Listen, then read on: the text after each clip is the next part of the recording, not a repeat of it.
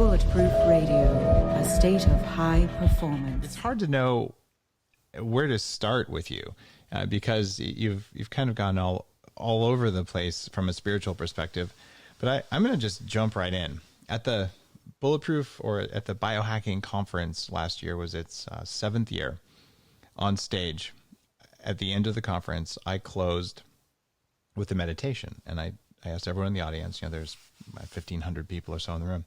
So I take a deep breath in. We're going to do a box breath. And I said, there. Now, tell yourself, I am enough. Right? And as soon as everyone relaxed like that, I looked at them, and right away I said, fuck that. And I said, seriously, you can ask for anything you want, and the very best you have is to just be enough? Like, why don't you ask to be more than enough? Like, be a rock star, not, oh, I can tread water. So you named your book, You Are Enough. Like, don't you have a bigger goal than that? So it's interesting that you say that, because people who are outwardly materialistically driven have this false notion that's based in fear, lack, and scarcity, or pain, that more is better. But I've had the pleasure of mentoring people from all over the world who have accomplished success at the highest levels, who, quite honestly, brother, don't have a single moment of peace. They're on this hamster wheel of being driven by fear every single day, to where literally their identity is so wrapped up in it that they cannot relax in the presence of everything that they've accumulated. And so we're beginning to get to a point now where it's very common. But and that's we've begun about to get having enough, not about being enough. And that was the specific meditation.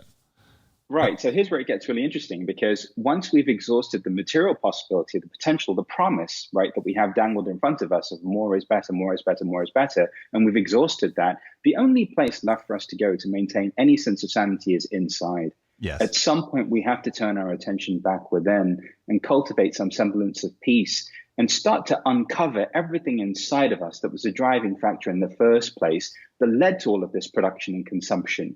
Because it's just a vicious cycle. The more you produce, the more you consume, the better you are at producing. You just consume at a 5-star level. And it's just a vicious cycle. And then your whole life is gone. And then you're on your deathbed.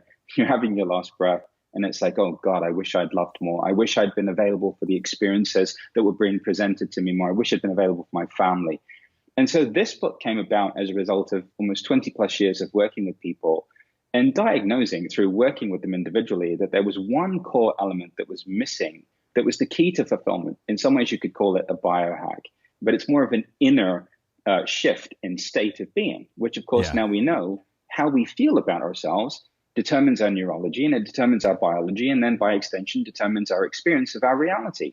And so if we're not feeling like we're enough, we're sending all of those signals through the body, right? We're creating a biology of not being enough, and then we're creating a reality of not being enough. Yes. And so the fundamental shift that we have to go through is building from a foundation of being enough, because there's a superpower that we tap into from that place. One of the things that I always share with people that I mentor is that the person in the room who has no need has all of the leverage. Right. Because if you don't need to do the deal, you can walk away at any time, and then people have to come to you.